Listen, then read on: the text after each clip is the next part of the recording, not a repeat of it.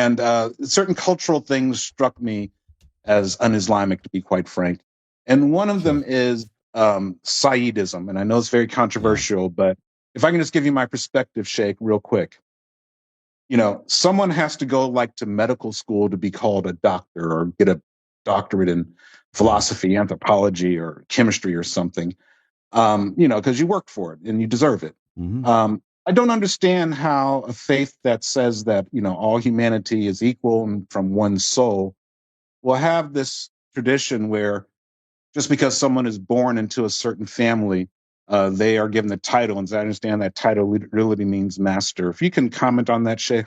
So let me explain that to you, please. What you observe in Shia community is not Shiism. What you see in Shia scholars, that's not what Shiism is.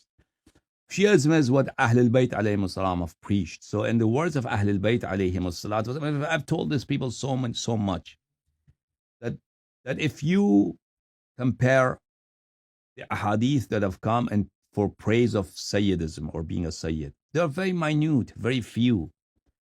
And in contrast, their ahadith and their condemnation also. Ahlul Bayt alayhim salatu have condemned their relatives, their cousins, quite extensively and quite sternly, in words that are very, very critical of their character.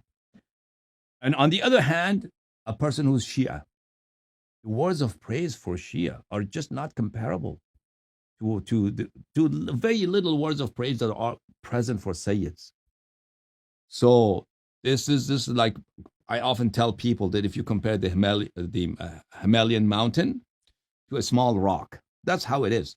So the words of praise for a mu'min, for a believer, for a person who's God-fearing, who follows Ahlul Bayt alayhim salam, no matter what race he's coming from, no matter what his parents' lineage or his parents' religions were, this person is from Ahlul Bayt alayhim salam. He's a child of Ahlul Bayt alayhim salam. Allah has created him from the same material, from the same soil, the same dirt as Ahlul Bayt alayhim salam. And they will be together with Ahlul Bayt alayhim salam under the same roof, in the same place, in paradise, in the day of judgment and after the day of judgment. So these ahadith are very extensive.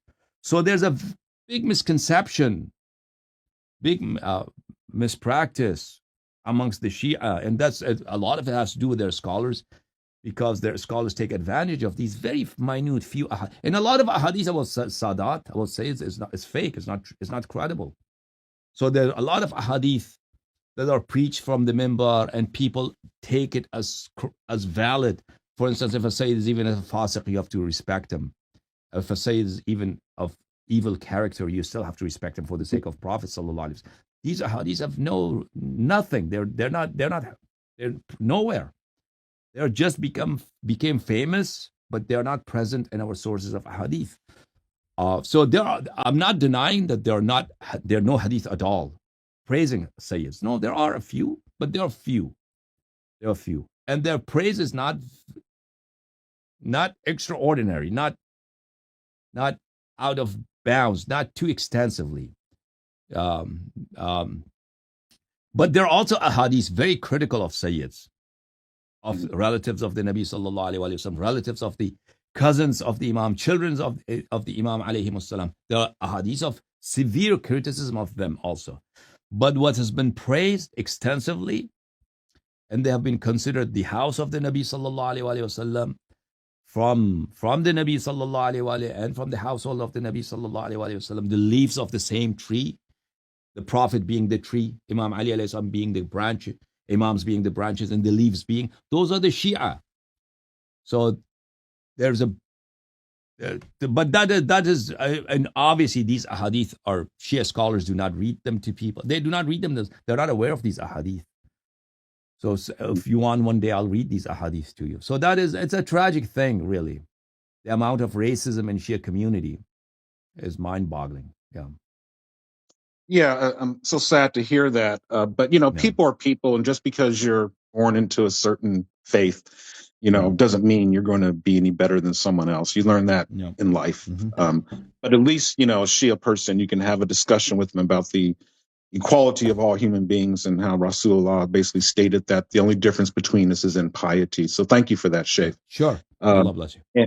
And thank you for entertaining me. And Sure. when Thank I you say so much. entertain, I mean listening to your lectures has been a very good way to spend my time instead of doing other things. So thank you for offering yourself to the community, and I look forward to contributing. And inshallah, I can ask a question of you some other Inshallah. night. Inshallah. Thank you so much, my dear brother. Thank you. Thank you. May Allah bless you. Allah keep you well. Okay.